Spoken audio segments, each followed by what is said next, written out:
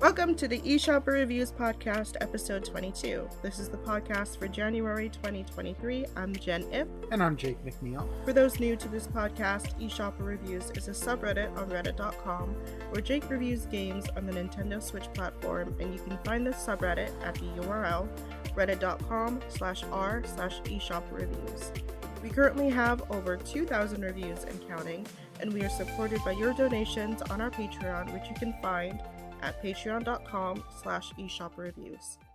This month's sponsors are Andy Miller, Xleen, Homer Simpin, Johannes, Talisa, Eli Goodman, Francis Ops, Gabriel Coronado Medina, Ilya Zarev, Christopher Wolf, and Seth Christianfeld. Thank you all for helping to keep the reviews coming.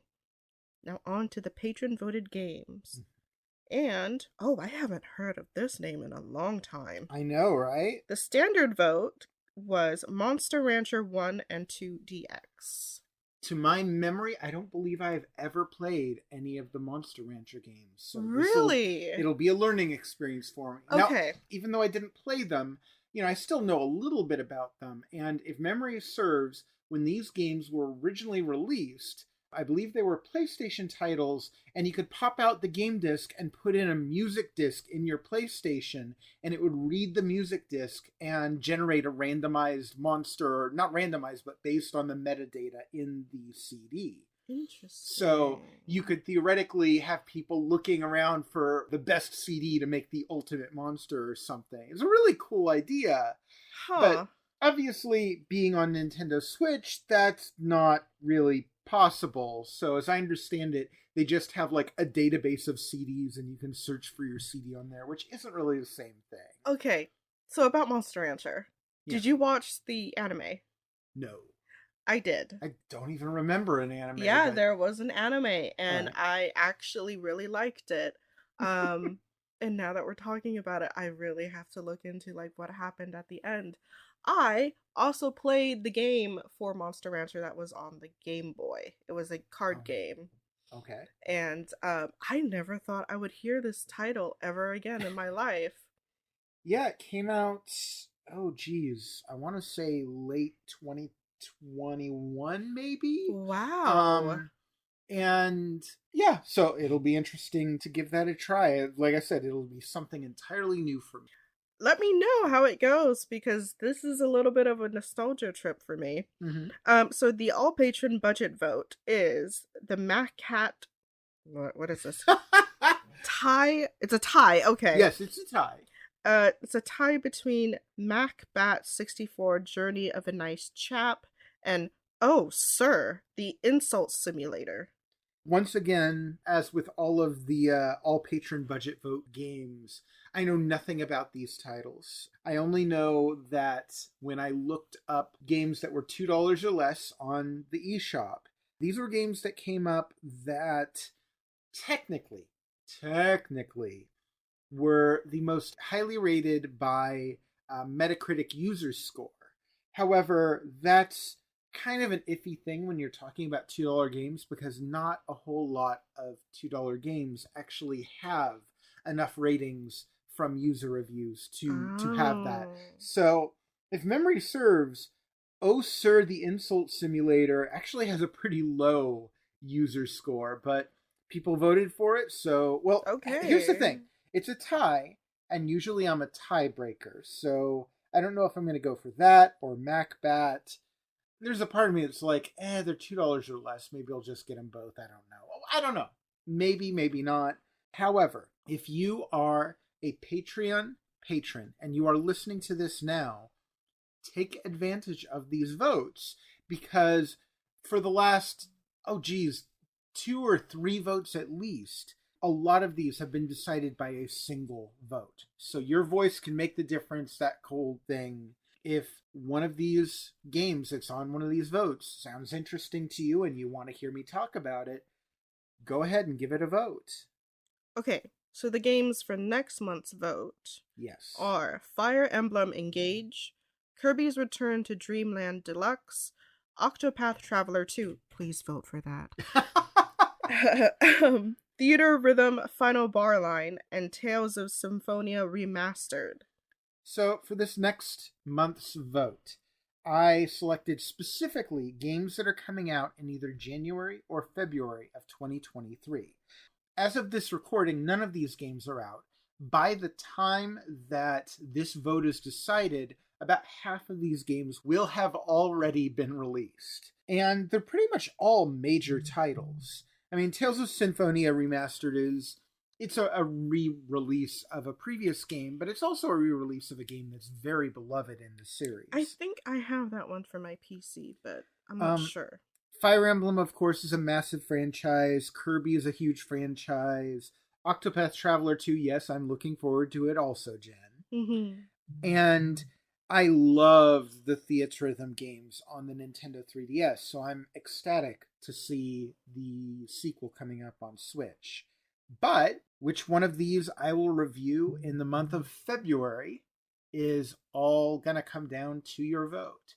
Now, I should say for these votes, I don't necessarily limit myself to just the game that gets voted for, but whatever gets voted the most is the one I will definitely review. Maybe I'll review in addition to that, I don't know. It depends what goes on sale, what I feel like, that kind of thing. But you can force me to review one of these. The all patron budget voted bleh. The games for The bleh? the bleh. The bleh. The games for the all patron budget games include Brain Breaker, Containment, Discmaster, Domiverse, Dungeon Adventure, and Fractured Minds. For this month's budget vote, I wanted to select some games that I have not yet picked for the all patron budget vote. So all of these are games that I don't believe any of them came out in 2022. I tried to avoid 2022 because we've been doing a lot of 2022 stuff. So I believe these are all 2021 and earlier. They're all $2 or less, and they're all games that I haven't had in this vote before. And I should note, just for those listeners who are not familiar with this, both of these votes are for our Patreon patrons. If you donate $1 or more, you can vote in the all patron budget game vote. And if you donate $5 or more, you can participate in both of the votes. So if you do donate, thank you again very much. We very much appreciate your donations. And yeah, let your voice be heard, that whole thing again. All right, so now let's discuss the highlights for the games that you reviewed in December of 2022. Just as always, these are not games that were released in December, just games that Jake decided to pick up and play. Our listeners are in for a long ride because I'm looking through the list here and you have a lot. Okay, so here's the thing.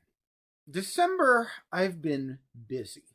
I have reviewed a lot of major games in December for multiple reasons. Number one, I wanted to try and review as many great games as I could before the end of the year so that more games have the potential to qualify for the eShopper Reviews 2023 Game Awards, which I will be doing in January.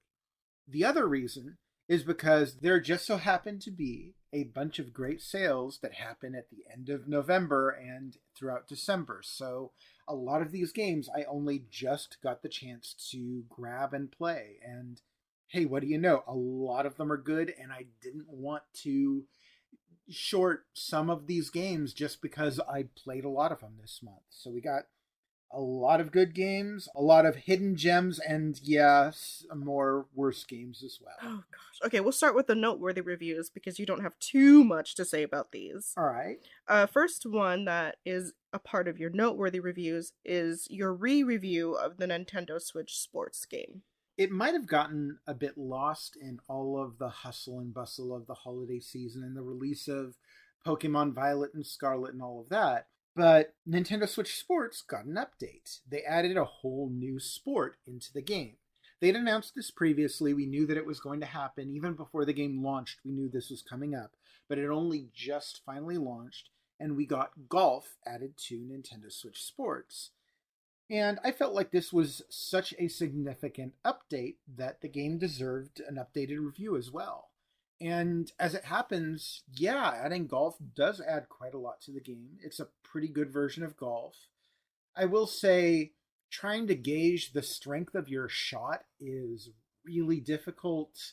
I don't know if it's just because I'm a bad golfer or because the Joy-Con's motion control is not great, but I found just trying to make accurate shots was a lot tougher than I'm used to in golf games. But despite this, I had a blast with it. I thought it was great. And there were a few other small additions to Nintendo Switch Sports, but that was the main one. And overall, great game. Second one is Capcom Arcade Second Stadium. So I reviewed a lot of bundles toward the end of December. I reviewed a Pac-Man bundle and multiple Capcom bundles. But Capcom Arcade's Second Stadium is a bit interesting and unique because it's not really pushed or marketed as a bundle necessarily, because all of the games within Capcom Arcade's Second Stadium can be purchased a la carte. So if you really only have an interest in maybe 3 or 4 games, well, you can just buy those 3 or 4 games. Well, I went and reviewed the entire thing. There were some really good ones in there. There were a bunch of stinkers as well, because it happens with bundles. I will start by saying I'm a little perplexed, if not a little bemused, by the fact that there even is a Capcom Arcade Second Stadium. Why didn't they just add more games into the first Capcom Arcade Stadium? I thought that was the whole point, to have it all in one central location, but I guess not. However, putting aside that personal dislike, my little pet peeve or whatever, Super Puzzle Fighter 2 Turbo is amazing. Gem Fighters is wonderful. And there were some real great sleepers in this collection too. Games that you wouldn't necessarily look for, but if you happen to if you get them all bundled together, I think it's like $40 to get every game in the collection. A couple of the games are Three Wonders and Eco Fighters that I thought were really good. Eco Fighters is kind of an interesting shmup with kind of an environmental theme. And Three Wonders is actually a 3-in-1 game package. And I thought all 3 games in the package were really good, despite them being in varying genres. So those are just a few of the many games that are available in that bundle. And if you want to see what I thought of all of the games in that collection, you can check out my review. Well, my sort of review. I didn't give it a review score at the end because the a la carte thing kind of makes giving it a review grade a little iffy, because you always have the option of just getting the best parts of the package if you only want that. Next game is 2 Point Campus. I normally like management simulation games, and I don't know what it was about 2 Point Campus, but I just could not get into it. I'm not the biggest fan of the college theme. College and college management really doesn't interest me all that much. So that might have been a part of it, but I think the biggest thing that led to me just not having any interest in this game is I feel like I've already played it. And that is because it feels way too similar to the previous game in the series, I guess now, which was 2 Point Hospital, which I think I actually liked a good deal better. Both of those games do have their fair share of issues, like your staff, when you tell them to do something, they don't always listen to you, which is kind of weird. Mm-hmm. It's a decent management simulation. I've played better, I've played worse. This one's pretty good, but if I wanted to play a game exactly like 2 Point Campus, but maybe a little bit better and also released years ago, I would have just played 2 Point Hospital. I've never actually gotten very into the 2 Point series. They're okay, but I mean, since you're a PC gamer, you have access to so many management simulations. I'm not sure that it would be worth it to you. Yeah. Anyway, Unstrung Legacy. Unstrung Legacy I include here because this was one of our patron voted games for the previous month. So is 2 Point Campus, by the way. That's why it's being mentioned in noteworthy reviews instead of one of the other categories, because it was a patron voted game, but I didn't feel strongly enough about it to make it a best game, worst game, or a hidden gem. Same thing goes for Unstrung Legacy. It's a decent little Metroidvania. Certainly not bad. Not especially great in any way. But for a $2 Metroidvania, hey, that's pretty good. And even more to the point, This one is a part of a bundle called the Origami Hero Games 2D Platformer Collection. And that bundle goes for just a little over $4. And all three of the games in there are at least okay. And for $4, that's a pretty good deal. So, yeah, if you were looking at Unstrung Legacy and it seemed like something that might interest you, I mean, I don't think it's going to blow your socks off, but at the low price it's selling at, go for it. It's not bad. Heroic Pirates. Heroic Pirates is another one of the patron voted games that was under $2. I actually reviewed more than I needed to as far as the patron voted games for this month because I'm a jolly old fat man who gives gifts to, I was going for a Santa metaphor there and just kind of fell apart in the middle of things. Anyway, Heroic Pirates.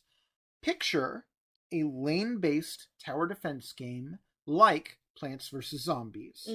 Only, instead of placing emplacements, things that stay there and they shoot across at the incoming enemies, all of your guys that you place continually run to the right off the screen and you have to keep placing more and more and more. Yeah, not so great. It's not horrible, but if I wanted to play a game like this, I'd either go back and play Plants vs. Zombies, or if I wanted to play it on the Nintendo Switch, there was another game. I'm drawing a blank on the name of the game, but it was kind of a post-apocalyptic, but with dogs kind of. I forget the name of it, and I hate that it's blanking on me right now. But in short, there are other better games in this genre on Nintendo Switch and in general, so I can't very well argue for this one. It's not terrible, but it doesn't have enough going for it to be worthwhile. Last one in this category is Ink Cipher. Another patron-voted game from the prior month. Like I said, I've been good to my patrons this month. What can I say? You guys are good to me.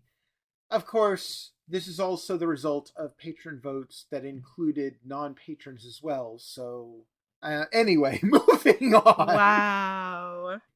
Ink Cipher. Right, we're talking about games here. So, how could I describe this? Picture a crossword puzzle. Like 5 down, 14 across, that kind of thing. Except, instead of being given clues for all of the words in the puzzle, you have numbers associated with each of the digits. And the numbers correspond to a code. It's an alphanumeric code. You might have 15 corresponds to A, 22 corresponds to B, that sort of thing. And just based on the context of the size of the words, what letters are placed where, you're trying to solve the puzzle. It's not a bad idea, actually. And if you are a linguophile, like I probably would qualify as, then this sounds like it'd be a great time for you. And generally speaking, I would say that it is, but the problem with this game is the dictionary words that this game uses are absurd in terms of their complexity and how esoteric they are. Words that I found in level 3, because I looked at one level and just wanted to see the words that it came up with in one level. Jen, can you define for me what a vituperator is? No. Do you know what denitrification is? No. I'm sure at the very least you have heard a soliloquy. Yes, that one I do know. Yeah, but it's not the kind of word that people use in everyday speech. And if I was looking at expert puzzles in the game, this would be awesome. These are exactly the kinds of words that you want to see on like the hardest levels in a game like this.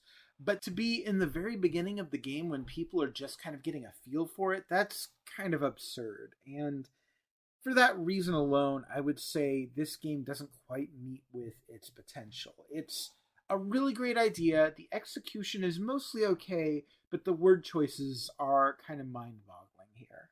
Okay. Next category is Hidden Gems. Okay. We'll start with Vegan Pines. Hey, you didn't say bacon this time. I know, I almost did. So, Beacon Pines it's really lovely. It's a graphic adventure You're in a small town full of anthropomorphized animals with really gorgeous artwork, like really wonderful hand-drawn artwork and a beautiful soundtrack. Just overall, this is a very warm and welcoming game. And it has a really interesting story too. It's well written. It has a very well voiced narrator who's got some kind of little tongue in cheek comments. And the clever thing that this game does is rather than going around and collecting items to use on puzzles, you're collecting ideas. I really want to talk about the first major one that comes up, but unfortunately it does involve a word that I would have to bleep. So I'm going to try and avoid it. But, say you come across the idea for sad or the idea for happy, and then you get to one of the forks in the story, and you get to choose one of those words to decide which fork in the story you go on. And the way that this game works is there's only one really true narrative that you're trying to find. So usually what happens is you'll pick the wrong road to go on and you'll end up at a bad ending. And then you'll have to rewind back to the fork in the road and try to pick the proper path. That doesn't mean that you wasted your time though, because different paths have different ideas that you can incorporate back into the main storyline. It's a really clever idea, and it avoids the problem that a lot of graphic adventure games have, which is, okay, I've got a hairbrush, some chewing gum, and a nuclear reactor. How am I supposed to use these to unlock this door again? Whereas with this game, it's no. You don't have to perform rocket science to figure out how you're supposed to progress. You just need to be looking for these ideas and then slotting them into the story in a ways that make sense. And if it turns out that that didn't work out for you, then just go back and try a different one. It's a really good mechanic, and just overall it makes for a great graphic adventure game because everything this game does, it does well. Great story, great characters, great artwork, great music, and the central mechanic is fantastic. Fans of the genre, this is definitely one you want to get. Next up is 2D and Top D. A little cute naming here going on with the game's title. The premise here is this is a puzzle platformer where you're controlling two different characters. You go back and forth between them. And one of them is a 2D platformer, 2D, and one of them is a top-down puzzle game where you're pushing boxes. So you need to go back and forth between these two and have them cooperate. So it could be a matter of having the 2D character pushing a box down for the other character to jump on. And they're both on different planes of existence, so there's kind of a reality warping thing going there. The thing that's really great about this game is the level design and puzzle design is really phenomenal. They make excellent use of the game's central mechanic. And on top of that, the thing that's surprising about this is the characters are really great too, really well written. Top D in particular is just delightfully naive and innocent in a way that, like you get to the first boss and he introduces, I'm the boss. And Top D is like, oh, well, I'm not really looking for work right now, but let me see if I can get your contact information and if the need should arise. That is charming. Yeah, it's very charming. And so, yeah, I think this is probably one of the better puzzle games I've played this year. Next game is Jack Move. You saw me playing this one, I want to say a week or two ago. Did I? Yeah, this is kind of a cyberpunk RPG with pixel art visuals, really well animated visuals. When you look past all of the cyberpunk jargon, it's really a fairly traditional RPG. There's not too much mechanically that's truly unique. Although there is a system where you can choose which upgrades to have, and you have only so much memory to slot them into, so that's kind of cool. Okay. But overall, this is just a really great game. Good theming, good story, good characters, and decent gameplay. It doesn't revolutionize anything, but it doesn't have to. It's just all around a good old school RPG with a cyberpunk theme. 13 Sentinels Aegis Rim. Ooh, going to completely the opposite side of things here. This is very much not traditional. 13 Sentinels is weird and surprising. It mixes two very disparate genres here. It is kind of half graphic adventure visual novel type game, and it's half kind of strategy RPG type game. And the funny thing is, as much as I love strategy and strategy RPG type games, I actually think the graphic adventure and visual novel elements in this game work way better. It uses a beautiful hand drawn art style with really nice lighting effects that give everything a nice kind of glow to them. It has some good music, but the thing that's really interesting that had me just on the edge of my seat wanting to see more was this game has a bonkers story. So it starts out, at least from the start, it seems like it's about a high school in Japan where the students, I guess, are somehow drafted to become the pilots for mechs to fend Huh? off an invading kaiju invasion.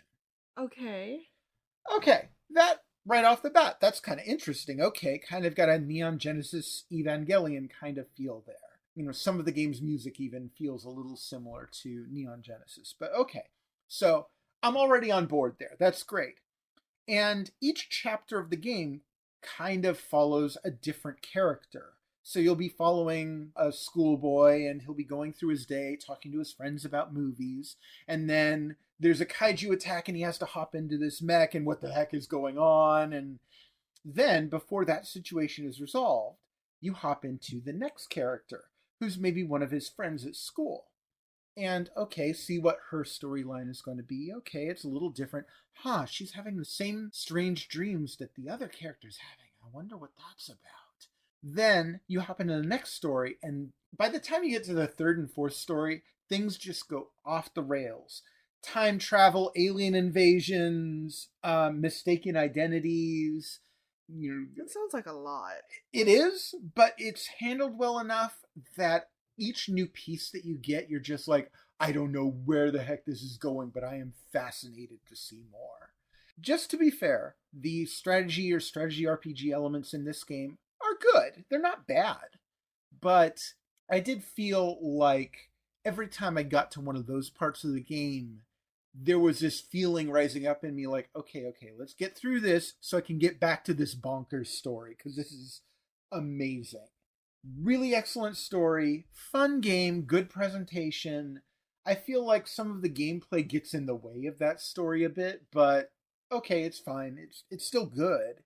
And the story is good enough that I recommend it regardless. It's fun. It's definitely different. Atelier Sophie 2, The Alchemist of the Mysterious Dream. You might have noticed if you've been watching eShopper reviews regularly, I at one point reviewed every single Atelier game on the Nintendo Switch all in 1 week. It's easily a dozen games or so. It's ridiculous. And at that time, I basically concluded that if you want to play an Atelier game, which I do recommend, they're very good. They're kind of RPGs with a crafting mechanic at the center of it all. The best place to start in the Atelier series, and I still believe this to be true, is the Atelier Ryza games. These are some of the most recent games in the series. They are visually gorgeous, they have amazing soundtracks, and they're pretty accessible too. And you don't need to know any of the prior games to have played them. Atelier Sophie, the first Atelier Sophie, I thought was a good game, but it was bland. It was the most bland, boring, forgettable game in the series. Oh. Which is unfortunate because the crafting mechanic at the center of that game was possibly the best in the series. I really like the crafting in Atelier Sophie. I just don't like the characters, the story, anything else. Like it's not bad, it's just I remember there being a book. Yeah, that's about all I could tell you. It was just so forgettable. Aye. So with Atelier Sophie 2, I was kind of wondering what we were in for because this is a game made after the first two Atelier Ryza games, but it's also a direct sequel to, like, it's following some really great games, but it's a sequel to a really kind of boring one. In the end, I don't think Atelier Sophie 2 rises to the same level as the Ryza games, but it's good.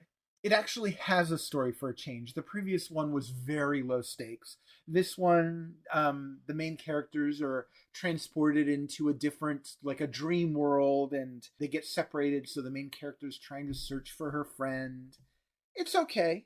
I would say this is one of the better games in the series. Again, still not quite on par with the Ryza games, but it's good. So there you go. All that lead up to just, yeah, it's a good Atelier game. But still stick with Ryza. At least until you beat the Ryza games, then you can explore the other ones. Next up, yeah. Nier Automata End of Yorha Edition. I'm going to divulge a little secret right now. This is the first time I've ever played any of the Nier games. Wow. And I understand that Nier Automata in particular was a huge, like everyone loved it when it came out on, I want to say it came out on PlayStation 3 or 4 years ago. So my opinion on this is it has some really, really good action that shifts between multiple genres. You know, it has some two-stick shooter stuff, it has some shmup stuff, it has some action platformer stuff, some third-person shooter stuff, some spectacle fighter stuff, and it's like jumping, transitioning like fluidly from one to another, to another, to another, to another. And all of them, it does pretty well. They're all pretty good, and they all work cohesively as a whole. So, as an action game, this game is incredible. But that's not the end of the story. Because apparently that wasn't enough, and they also made this an open world game. And I feel like the open world stuff isn't on par with everything else the game does. Like when this game is really focused on action, it's amazing. It's like each of its individual elements isn't perfect. It has their own flaws, but they kind of all make up for that for each other because there's so much variety. The open world stuff, it's not until 4 or 5 hours in that you're able to fast travel, first of all, which not being able to fast travel in a modern open world game is it's kind of annoying. Yeah.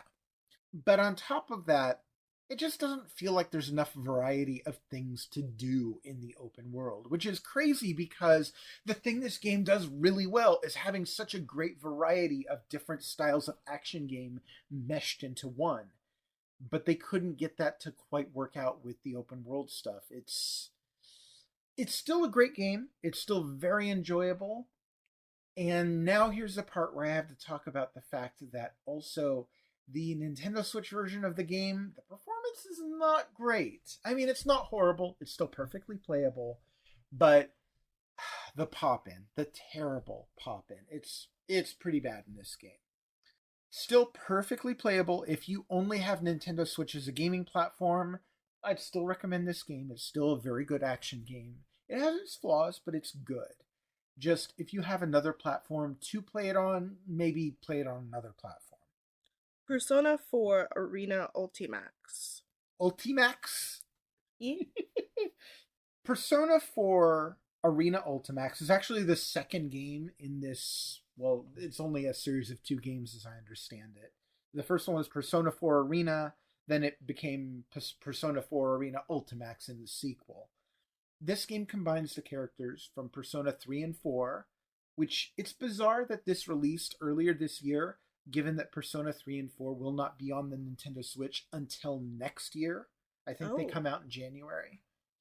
In any case, this game follows the story of that one. I don't mean it follows like it follows along with it. It is the successor story to it. This is a sequel of sorts, but in a completely different genre. This is a 2D fighting game. And this is made by the same folks that made the BlazBlue series, I believe.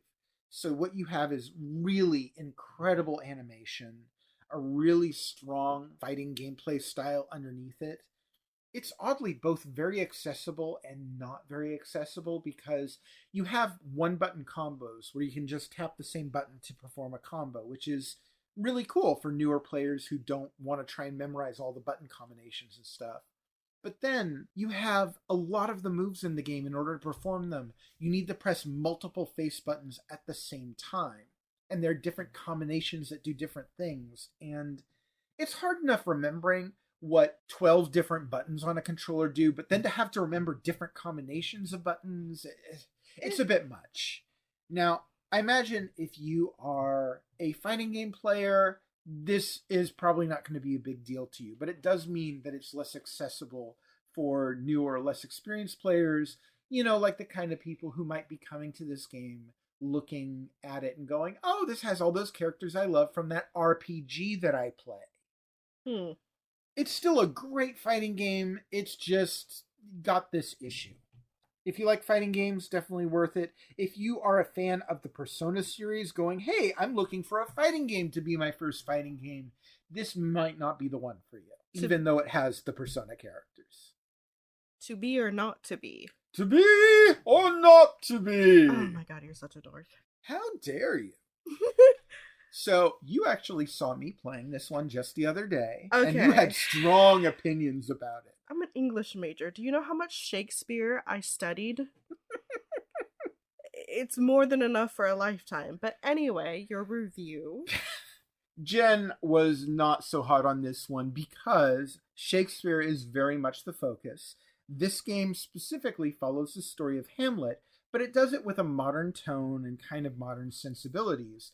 It plays like a choose-your-own-adventure style story where you can choose to follow Hamlet, you can follow Ophelia, his girlfriend, for lack of a better way of putting it, or you can you can follow his father's ghost. Right off the bat, some interesting choices. Like the first time I played the game, Ophelia convinced Hamlet that this ghost business didn't really make a whole lot of sense, and ghosts aren't real anyway, so hey, maybe let's just focus on living a decent life. And by the way, I invented central heating, so let's just live off the proceeds of that. Yeah, that was my first playthrough of the game. Purists do have the option of choosing all of these same story choices that Shakespeare made and reading, or I suppose having narrated to you, depending on if you have the narration on or off, a version of Hamlet that's more or less faithful to the original. I say more or less because the narrator clearly has strong opinions about Hamlet himself and some of the narrative choices that Shakespeare chooses. And he's particularly not pleased with the way that Shakespeare treats his female characters in this story. Oh, so boy. When Ophelia's father and brother are basically saying not so nice things about her because she's with Hamlet, and the option that follows Shakespeare's story is, you know what, your father and brother are totally right and you should have no agency and just do what they tell you to. You have the option to do that, to do what Shakespeare did, or you can take things in a different direction. But if you choose to go the route that Shakespeare did, the narrator will kind of question your judgment, being like, really? Really? This is the way you want it? Why would you do that? No human being would act like this. But they do. Anyway, it's got a great sense of humor. The narration is fantastic. As a choose-your-own-adventure style visual novel, it gives you plenty of good choices. I will say there was one frustrating quirk here, which is the voiced narration doesn't always match up with the way that the lines are presented on the screen. So the voice could go ahead of you and start reading stuff you haven't seen yet. Yes. Or it could lag behind as you're going through text. And that's kind of annoying that they don't do a better job syncing that up. Last one for the category is Retro Bowl. I feel like Retro Bowl is half of a great football game. Now, I say this coming from the perspective of someone who doesn't really play yearly professional sports simulation games like Madden and that kind of stuff. Sorry, I know this probably outs me as not the best person to talk about sports games, but, well, there you go. In any case, Retro Bowl is designed to be at least visually similar to the classic NES game Tecmo Bowl, which was a great classic football game. This game actually controls differently, but that's not necessarily a bad thing because the controls in this game are actually pretty darn good. The issue is, it literally is only half of a football game.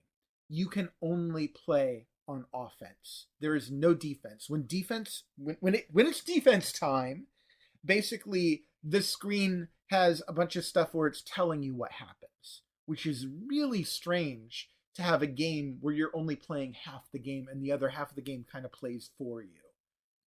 The other thing where this game drops the ball, is there's no multiplayer.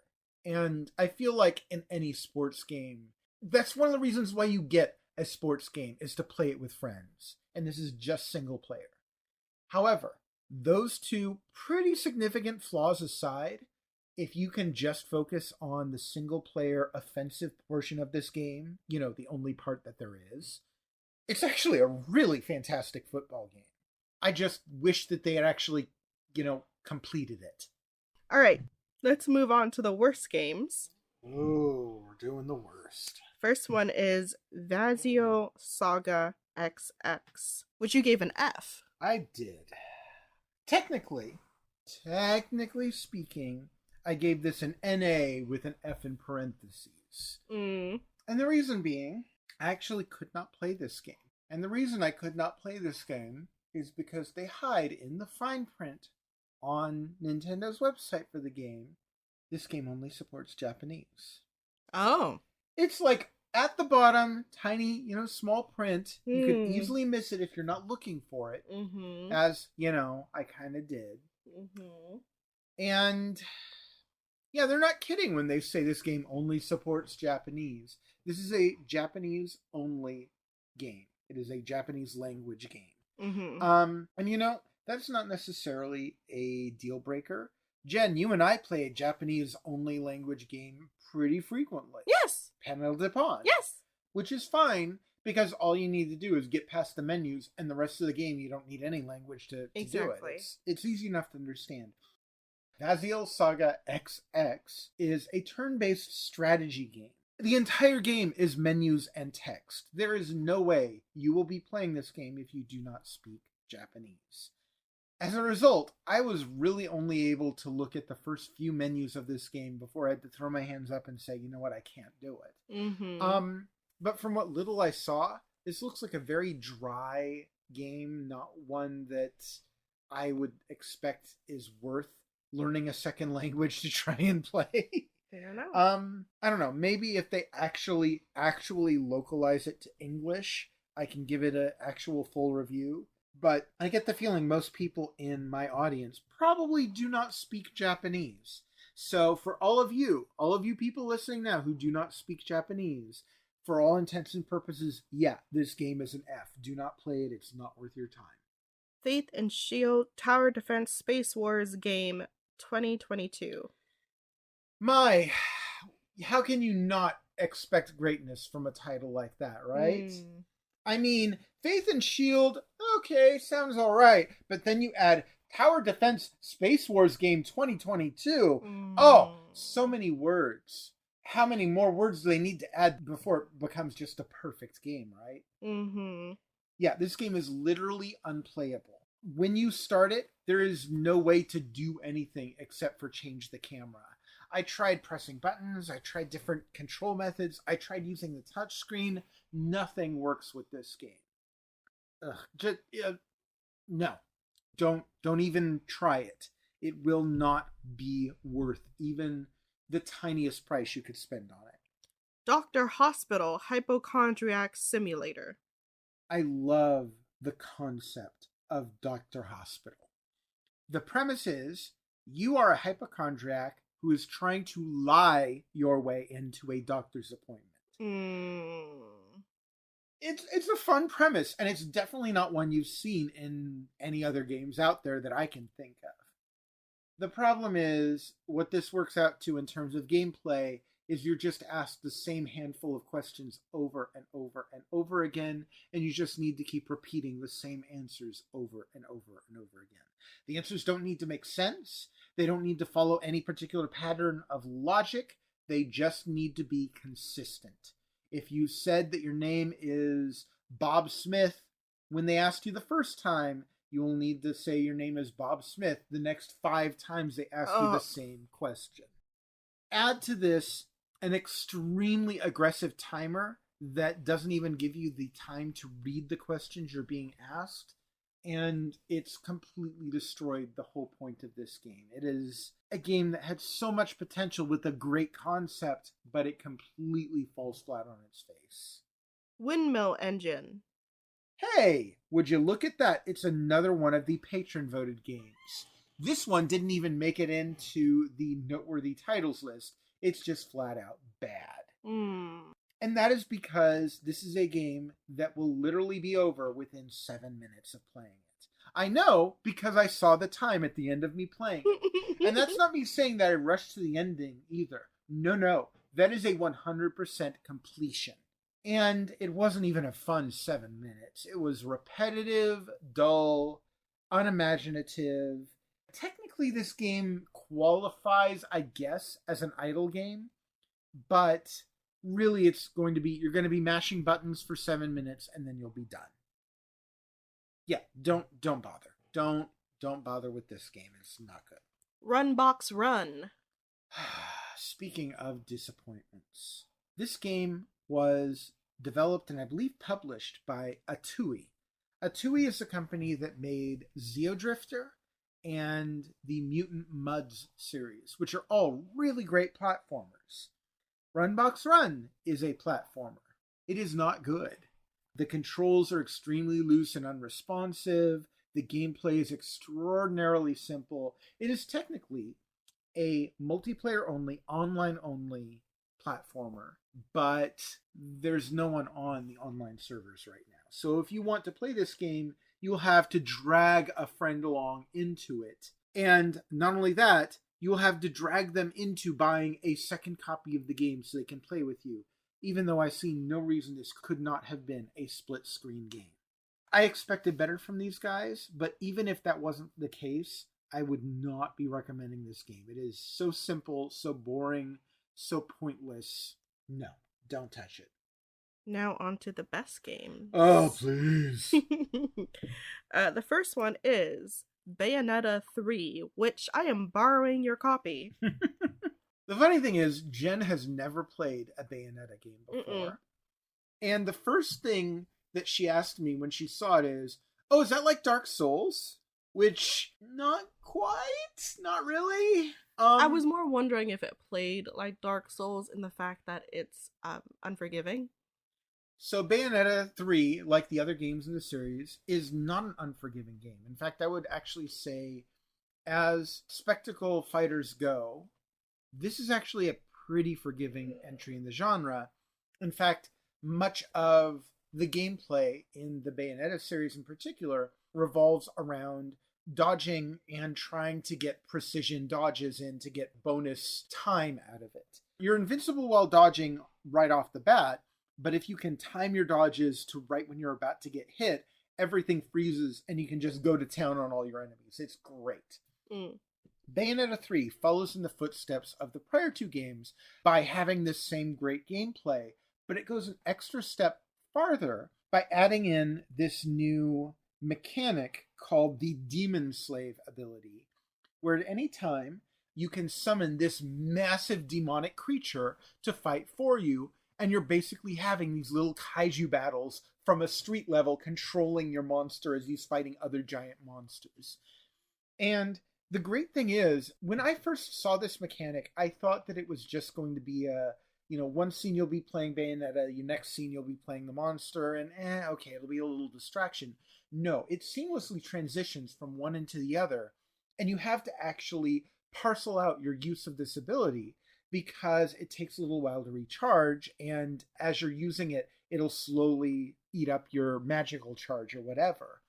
So you have to go back and forth between fighting enemies as Bayonetta and then using your giant kaiju to beat up the bigger monsters. And it adds an element of strategy into this series that the prior games didn't have.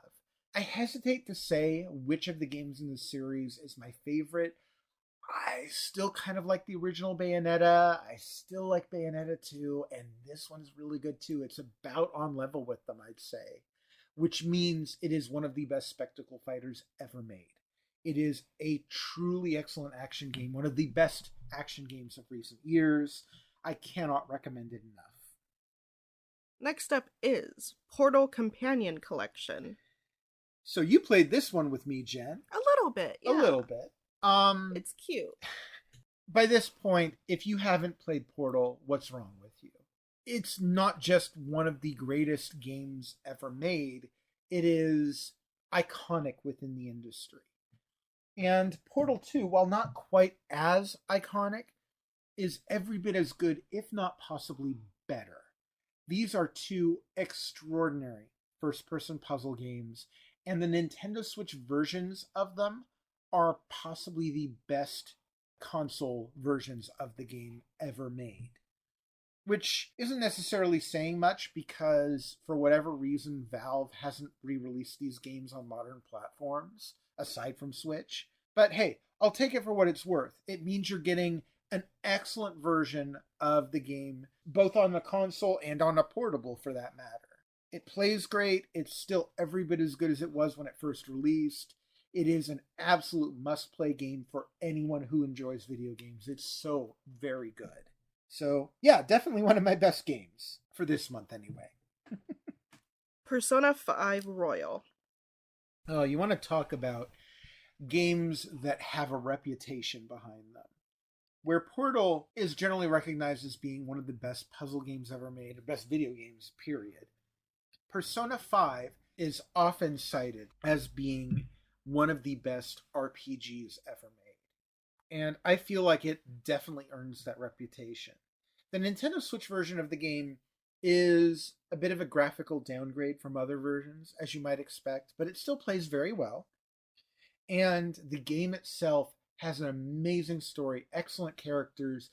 One of the great things it does is it combines the fantastic with the mundane, where you have these high schoolers going about their everyday lives, but at the same time, they are kind of fighting for justice in this warped mind state reality thing that they're going into to try and fight the injustices of the world around them by basically invading people's psyches and changing their minds on issues.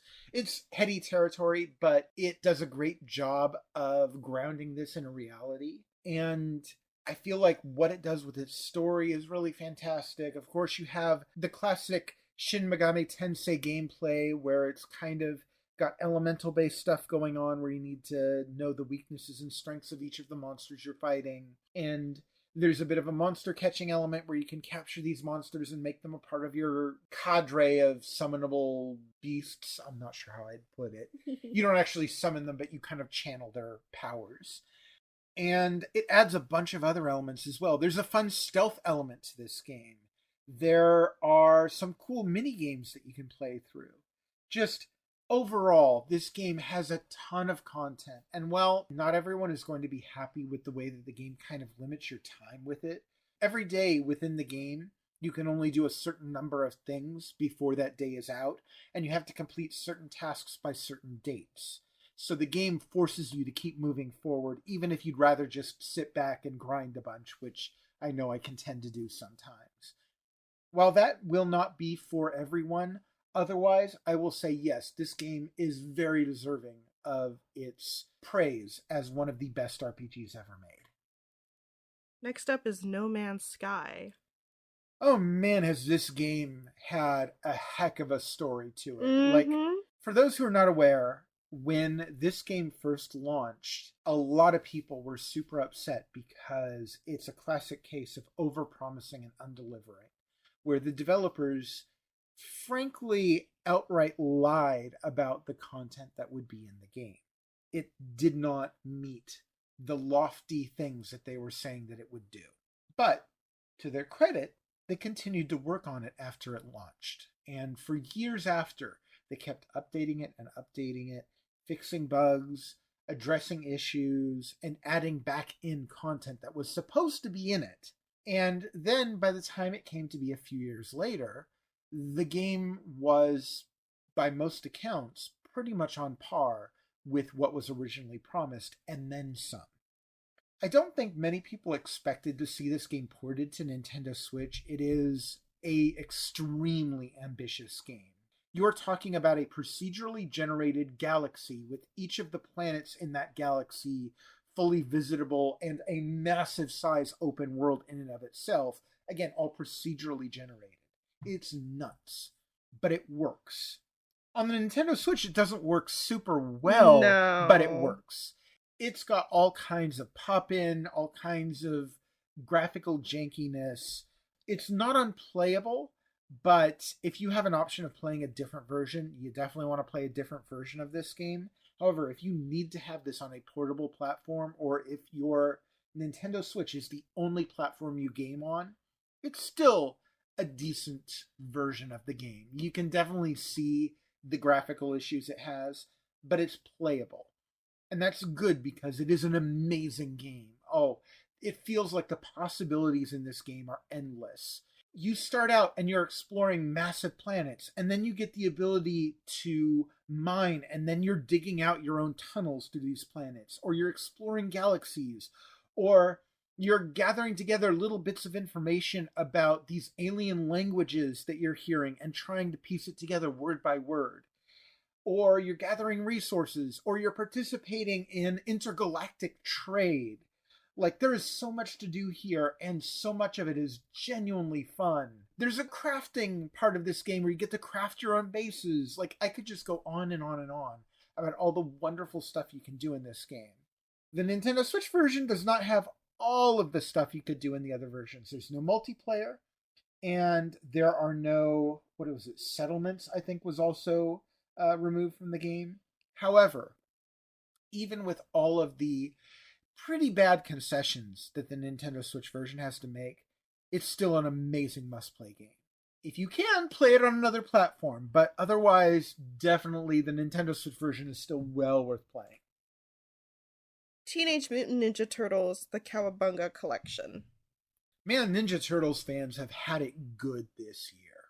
Shredder's Revenge, earlier this year, was a magnificent kind of returning to the spirit of the classic games. And then shortly afterward, we got all the classic games again. In short, Cowabunga Collection contains, I want to say it's, I think, 13 games. It's basically every Ninja Turtles game that was released in arcades, on Nintendo Entertainment System, on the Super Nintendo, or on the Sega Genesis.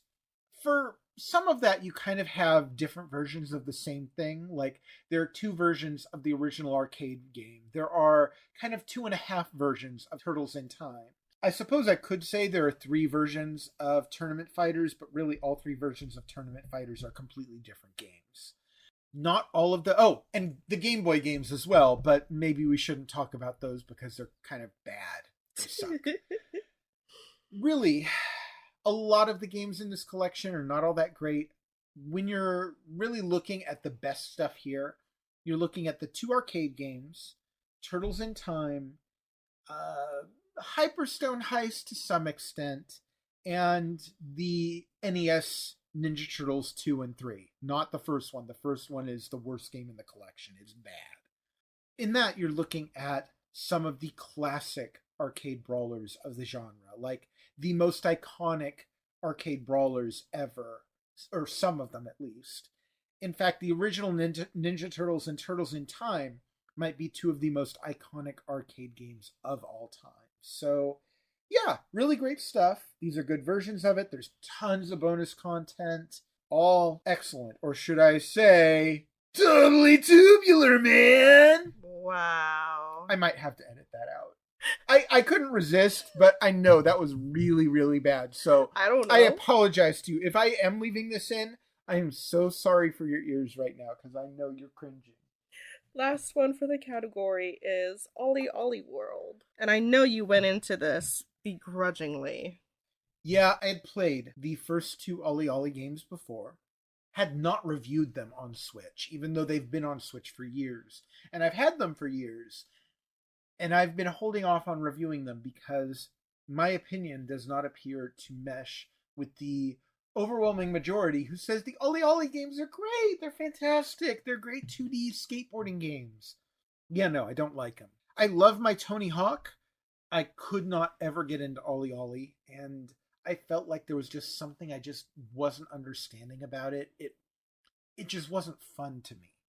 And when I went back to review, not just Ollie Ollie World, but Ollie Ollie Switch Stance, which contains the first 2 games, I started out feeling much the same. My opinion had not changed. I do not like Ollie Ollie 1 and 2. But you'll notice we're talking about best games. And Ollie Ollie World had me singing a completely different tune. I was surprised at how much I enjoyed this game compared to how much I hated the previous two. It's a lot more forgiving. It makes it a lot easier to get into the game's mechanics.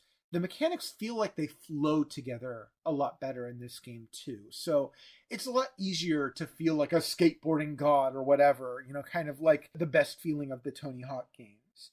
And on top of that, it has a really fantastic cel-shaded presentation that makes it look really unique. I don't know what was going on with those first two Ollie Ollie games, but the third one, Ollie Ollie World, is definitely worth playing. Okay, so that's it for all the categories. Mm-hmm. Nintendo Switch's online expansion pack for December 2021, which are the releases for Sega Genesis, include Alien Storm, Columns, Golden Axe 2, and Virtua Fighter 2. Now, just to clarify, that is the version of Virtua Fighter 2 that was released on Sega Genesis, which is to say it's absolute trash, don't play it. In fact, most of the games released this month are kind of meh. I'd say the best one of the bunch is Golden Axe 2, and that one's good.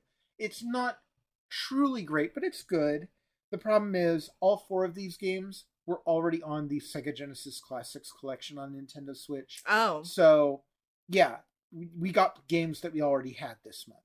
Woo! Yay. Moving on.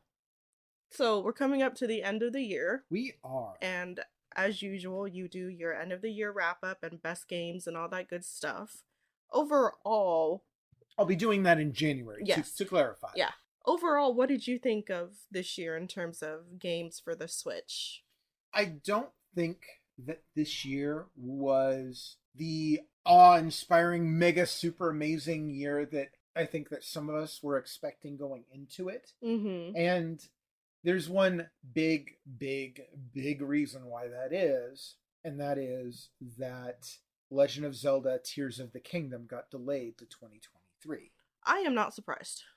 In retrospect, it's understandable because this is a pretty full year as it is. Mm-hmm. The other big surprise this year, I think, was we got not one, but two major Pokemon games this year. Yes, we did. And both of them really could have done with more time in development. Oh, yeah.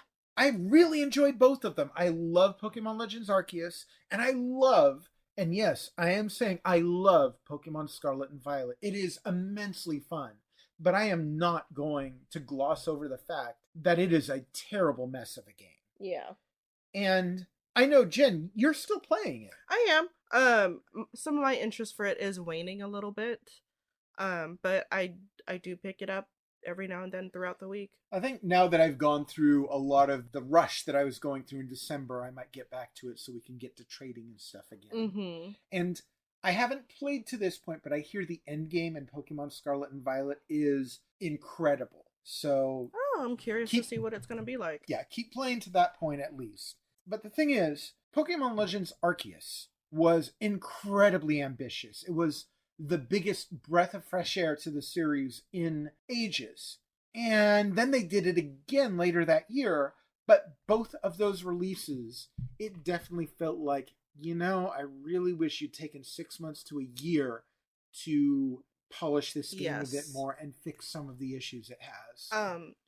I am so for me this year, I don't know if it's because game developers are being pushed really hard or what, but it's making me wonder about the limitations of the Switch, and the performance issues that I've seen this past year. I'm really curious about what the next platform is going to be like. So I'm of two minds on this. On the one hand, I absolutely would love to see an updated Switch, assuming that we're talking about a Switch that has full compatibility with everything that's been released so far. Well, I'm talking about like the next like a Switch Pro? Not a Switch Pro. What's the word I'm looking for? Like we had the Xbox 360, and then we had Xbox One. So I'm kind of wondering what you're looking at a full successor. Oh, full successor, yes. But that's just it, though. Are we talking about a full successor that has backward compatibility? I really want to be able to continue playing. I have over 2,000 games reviewed so far. Yeah. And I'm nearing 3,000 purchased so far. Yeah. I want to be able to carry my library into the future. So if the next one isn't backward compatible, I'm going to be kind of upset, I think. I wouldn't be, but I don't have nearly the library that you do. I've heard a lot of people say, the Nintendo Switch, man, they need to release a new system. It needs an update. And I don't think that Nintendo feels that need. They are making money hand over fist. Oh, they are. Yeah, so they don't need to do anything. Whether or not they should, that's a matter that's open for more debate. However, I think with at least some of the games that we're seeing now, a lot of the problems that we're seeing are probably due to poor coding and optimization. And not just that's what I'm hoping. Because even if you look at just the two Pokemon games we just mentioned, Arceus and Scarlet and Violet. Mm-hmm. Scarlet and Violet is a lot rougher than Arceus, I feel. But it also has a lot more stuff going on. Well, it isn't a true open world, so I will give it that. But I feel like both of those games are not just struggling because the Nintendo Switch is underpowered. I feel like they're struggling because they were rushed. And I'm hoping that's the case because I like my Switch. I don't know if I'd be ready to upgrade to the next successor, but it just made me kind of doubt the system's power. I'm really hoping it's just the devs being rushed to put out a product. It definitely seems telling that we're seeing a lot more first-party releases, like major Nintendo releases, or at least Nintendo's second parties or associates or whatever, that are having frame rate issues or pop-in or stuff like that. Both of the Pokemon games, Hyrule Warriors Age of Calamity had some pretty nasty frame rate issues. I mean, you still see some games that look just fine, like Kirby in the Forgotten Land earlier this year looked great. Yeah, it ran really well. There were still, like, you could see, if you looked at enemies off in the distance, they animated very slowly. Monster Hunter Rise is another one. Looks great. If you're looking at enemies off in the distance, they have these chunky, slow animations. Yeah. I feel like even the best games, the best looking games on Nintendo Switch are starting to show that they're butting heads against the limitations of the platform. But it's not quite so bad in games where the folks who are making them have had the proper time to polish them up. Yeah. Hopefully that means that when we get The Legend of Zelda Tears of the Kingdom, that all the delays have given them that time that they needed to polish it up, because I don't want to deal with another Pokemon Scarlet and Violet situation. I think everyone has gotten over the novelty of Pokemon being an open world game, and I think that if Game Freak, right, the developers, Game Freak, are going to continue with the open world concept, it's going to have to be something that's super polished, because by then the novelty of the open world will have worn off. I mean, I certainly do hope they continue with the open world concept, because that's part of the reason why Pokemon Scarlet and Violet are so great, is they do that open world stuff very well. It's just, man, the graphics and performance of that game are just garbage. Yep. I feel like you're still seeing games on the Nintendo Switch that look visually impressive. Like Bayonetta 3 looks great. Kirby, like we just said, looks great. But then you get ports where they decided to just do a cloud version, like all the Resident Evil games they released recently. Or you get a game like No Man's Sky, which they were clearly struggling with the hardware limitations of the platform. I don't know. I don't know if Nintendo will feel like 2023 is the year for a Switch Pro. I don't know if the market is quite the right place for that just yet. I hope it is, because I could use one. But one of the things that we've been seeing this year is a lot of popular tech products have actually increased in price. Yep. Like a lot of the virtual reality headsets have jumped up a full $50 or $100 or something. And you still have, all the scalpers doing their scalping. And I feel like all of the people right now who are demanding a Switch Pro maybe aren't fully taking into mind the fact that we still have worldwide supply chain issues due to we're still recovering from the COVID crisis. Yeah, and we're still dealing with the fallout from the war in Ukraine. Fallout, it's still not over. That's what I'm saying. Yeah. It's all this stuff is still affecting us on an international level, which means that it's going to be harder for any game company to produce more units of a hardware platform, especially a new launch. And then you're still going to have a problem with all the scalpers snatching them all up at launch and then doubling the price or whatever they do with it. Mm-hmm. So even if Nintendo did release a Nintendo Switch Pro in 2023, that doesn't mean that you or I would be able to get ourselves one of those. Yeah. Which is super frustrating.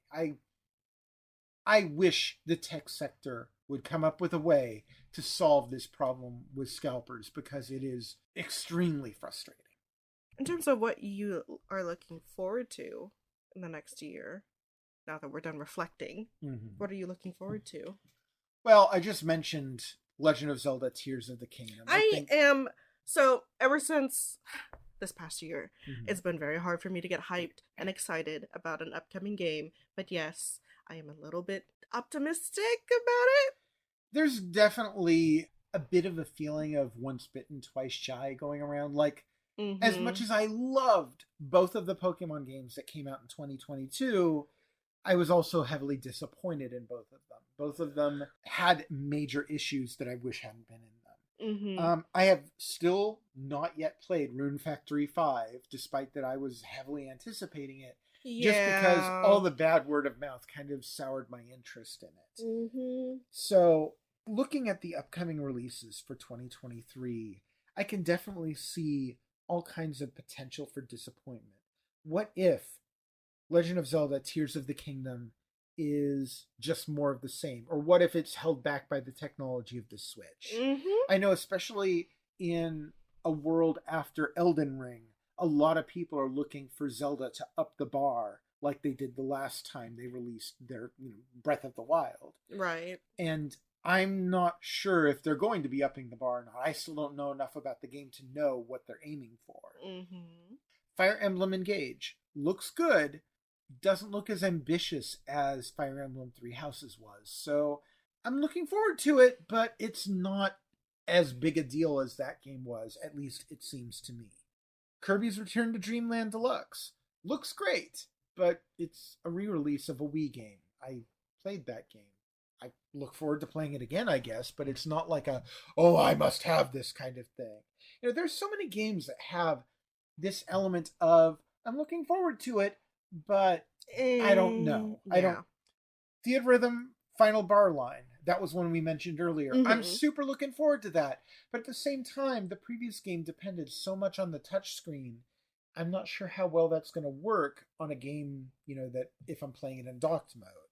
Octopath Traveler 2. Oh, super looking forward to that. I am looking forward to that. And I'm happy to hear that it looks at least like the storylines of all the different characters are going to mesh together better this time. That was the only reason why I stopped playing the first Octopath game. It was because discovering all 8 characters was extremely repetitive, and none of the characters interacted with each other, so what was the point? So I stopped playing by then. Hogwarts Legacy looks great, but there's that part of me that's like, do I really want to be putting money towards something that goes towards J.K. Rowling at this point? Yeah. I love the Disgaea series, and Disgaea 7 is coming up, but I thought Disgaea 6 was okay. Like, it didn't thrill me like Disgaea 5 did. Like, there's so many different things that I'm like, this could be great, but I don't know. Yeah. I don't know what's worse. I don't know what's worse. I don't know if it's worse to have spent $60-$70 on a new game, or to get that new game and then taste disappointment. What's worse, spending the money or having a disappointing experience? Yeah, exactly. Well, it's kind of all one and part of the same thing, though, isn't it? I suppose so. I feel like if you spend $60 and it turns out to be a truly great game, spending that $60 is not that big a deal.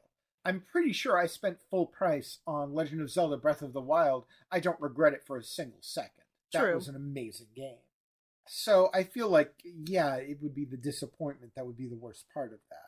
At the same time, it is rare for a year on a Nintendo platform, on Nintendo Switch in particular, for us to go into that year knowing everything that we're going to get out of that year. Yeah. I'm trying to remember what sort of stuff that we did not know we were getting this year that we got this year. I mean, we did not expect Scarlet and Violet. That's true. We really didn't. So that was a big Yeah. surprise.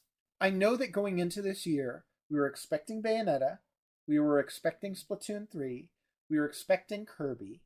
We were not expecting the Kirby buffet game that we got. That was cute. Oh, that was cute. We got Fire Emblem Warriors 3 Hopes. We were expecting that, I believe. Mm-hmm.